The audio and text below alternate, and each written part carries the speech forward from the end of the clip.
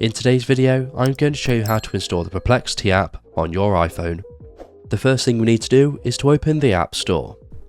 Once you've opened the App Store, you want to click on the search icon in the bottom right hand corner, and then you want to click on the search bar at the top, and you want to type Perplexity. Once you've searched for it, it should be the top result, which will look like this. Now, to download the application, you want to click on the Get button, and then you'll be prompted to confirm, so we're going to double click the side button. And then after a few seconds, the application will begin to download to your iPhone. Once the application has been downloaded, we can exit out of the App Store, and we can go ahead and open up Perplexity, just as we normally would. When you open it for the first time, you'll be taken to the login screen. So from here, you want to go ahead and log into your Perplexity account. However, if you don't have one, that's fine. You can click on the cancel button in the top right hand corner, and you can go ahead and start using it just as you normally would. Just bear in mind that if you want to access your chat history, you will need to log into a Perplexity account.